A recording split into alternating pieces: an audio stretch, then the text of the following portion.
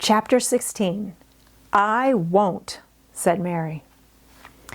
They found a great deal to do that morning, and Mary was late in returning to the house, and was also in such a hurry to get back to her work that she quite forgot Colin until the last moment. "Tell Colin that I can't come and see him yet," she said to Martha. "I'm very busy in the garden." Martha looked rather frightened. Miss Mary," she said, "it may put him all out of humor when I tell him that."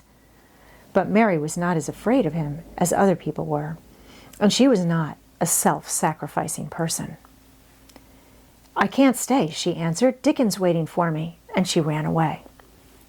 The afternoon was even lovelier and busier than the morning had been. Already nearly all the weeds were cleared out of the garden, and most of the roses and trees had been pruned or dug about. Dickon had brought a spade of his own, and he had taught Mary to use all her tools, so that by this time it was plain that though the lovely wild place was not likely to become a gardener's garden, it would be a wilderness of growing things before the springtime was over. "There'll be apple blossoms and cherry blossoms overhead," Dickon said, working away with all his might, "and there'll be peach and plum trees bloom against the walls, and the grass'll be a carpet of flowers." The little fox and the rook were as happy and busy as they were, and the robin and his mate flew backwards and forwards like tiny streaks of lightning.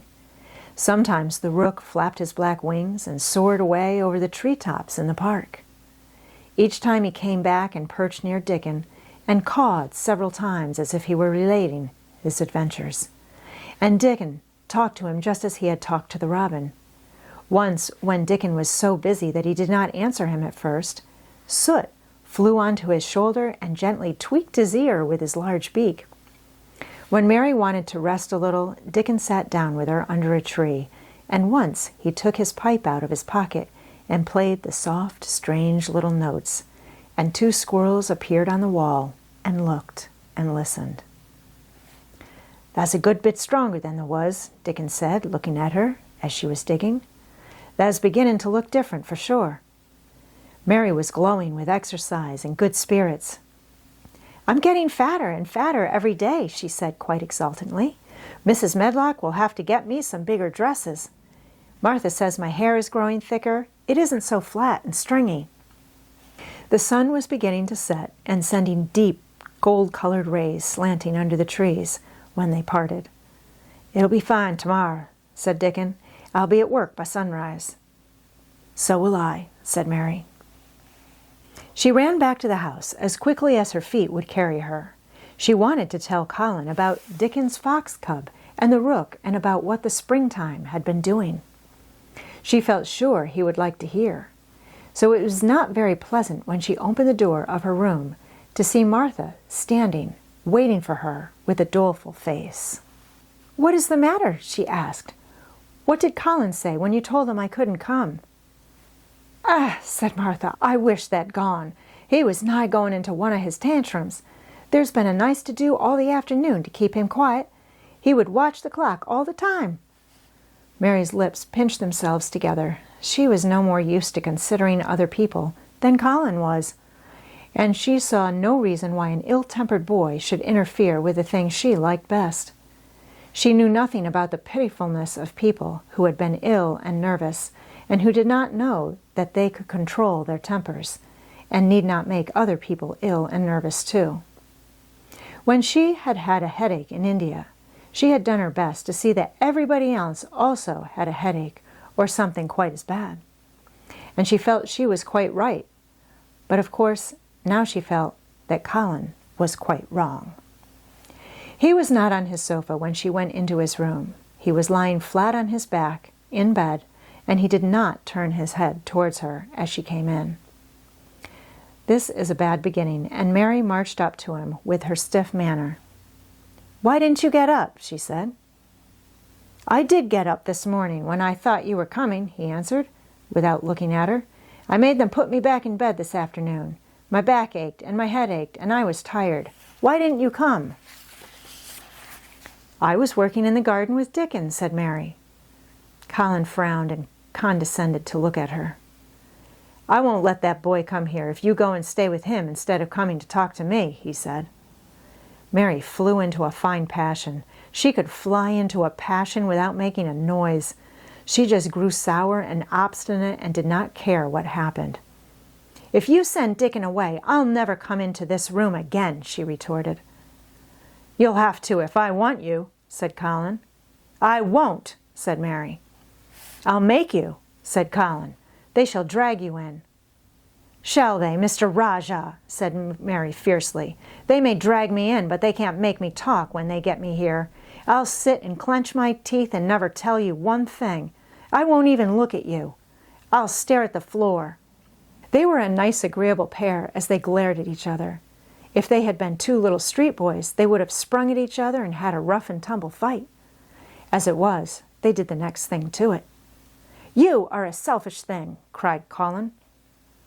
"What are you?" said Mary. "Selfish people always say that. Anyone is selfish who doesn't do what they want. You're more selfish than I am. You're the most selfish boy I ever saw." "I'm not," snapped Colin. "I'm not as selfish as your fine Dickon is. He keeps you playing in the dirt when he knows I am all by myself. He's selfish, if you like." Mary's eyes flashed fire. "He's nicer than any other boy that ever lived," she said. He's like an angel." It might sound rather silly to say that, but she did not care.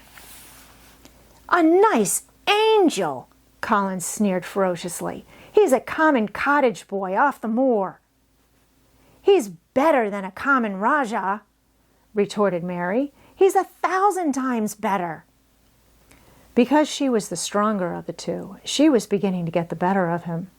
The truth was that he had never had a fight with anyone like himself in his life, and upon the whole it was rather good for him, though neither he nor Mary knew anything about that. He turned his head on his pillow and shut his eyes, and a big tear was squeezed out and ran down his cheek. He was beginning to feel pathetic and sorry for himself, not for anyone else. "I'm not as selfish as you, because I'm always ill, and I'm sure there is a lump coming on my back," he said, "and I am going to die besides." "You're not," contradicted Mary unsympathetically. He opened his eyes quite wide with indignation. He had never heard such a thing said before.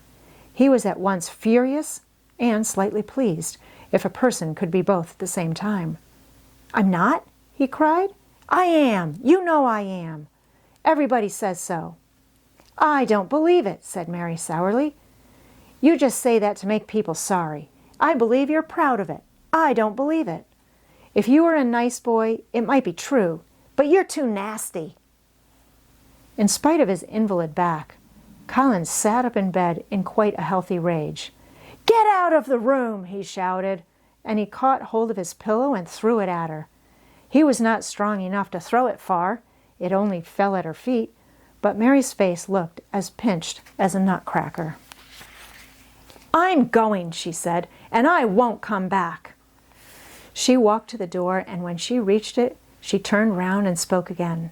"I was going to tell you all sorts of nice things," she said. "Dickon brought his fox and his rook, and I was going to tell you all about them. Now I won't tell you a single thing." She marched out of the door and closed it behind her, and there, to her great astonishment, she found the trained nurse standing as if she had been listening, and more amazing still, she was laughing.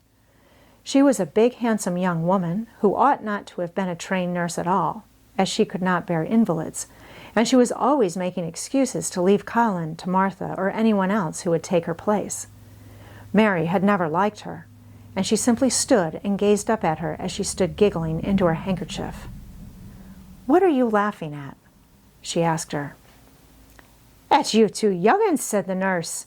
"It's the best thing could happen to the sickly, pampered thing to have someone stand up to him that's as spoiled as himself." And she laughed into her handkerchief again. "If he'd had a young vixen of a sister to fight with, it would have been the saving of him." "Is he going to die?" "I don't know, and I don't care," said the nurse. "Hysterics and temper are half what ails him." "What are hysterics?" asked Mary. "You'll find out if you work him into a tantrum after this, but at any rate, you've given him something to have hysterics about, and I'm glad of it." Mary went back to her room, not feeling at all as she had felt when she had come in from the garden. She was cross and disappointed, but not at all sorry for Colin. She had looked forward to telling him a great many things, and she had meant to try to make up her mind whether it would be safe to trust him with a great secret. She had been beginning to think it would be, but now she had changed her mind entirely. She would never tell him, and he would stay in his room and never get any fresh air and die if he liked. It would serve him right. She felt so sour and unrelenting that for a few minutes she almost forgot about Dickon and the green veil creeping over the world and the soft wind blowing down from the moor. Martha was waiting for her, and the trouble in her face had been temporarily replaced by interest and curiosity. There was a wooden box on the table, and its cover had been removed and revealed that it was full of neat packages.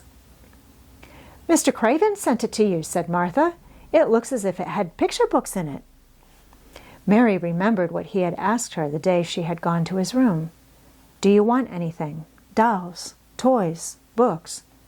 She opened the package, wondering if he had sent a doll, and also wondering what she should do with it if he had. But he had not sent one. There were several beautiful books, such as Colin had, and 2 of them were about gardens and were full of pictures.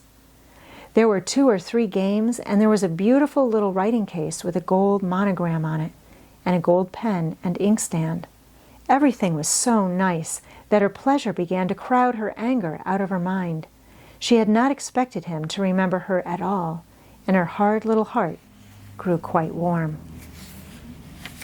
"I can write better than I can print," she said, "and the first thing I shall write with that pen will be a letter to tell him I am much obliged." If she had been friends with Colin, she would have run to show him her presents at once, and they would have looked at the pictures and read some of the gardening books, and perhaps tried playing the games, and he would have enjoyed himself so much he would never once have thought he was going to die, or have put his hand on his spine to see if there was a lump coming. He had a way of doing that which she could not bear. It gave her an uncomfortable, frightened feeling because he always looked so frightened himself. He said that if he felt even quite a little lump some day, he should know his hunch had begun to grow. Something he had heard Mrs. Medlock whispering to the nurse had given him the idea, and he had thought over it in secret until it was quite firmly fixed in his mind. Mrs. Medlock had said his father's back had begun to show its crookedness in that way when he was a child. He had never told anyone but Mary that most of his tantrums, as they called them, grew out of his hysterical hidden fear. Mary had been sorry for him when he had told her. "He always began to think about it when he was cross or tired," she said to herself, "and he has been cross today. Perhaps he has been thinking about it all the afternoon." She stood still, looking down at the carpet and thinking. "I said I would never go back again." She hesitated, knitting her brows. "But perhaps, just perhaps I will, go and see if he wants me in the morning. Perhaps he'll try to throw his pillow at me again, but I think I'll go."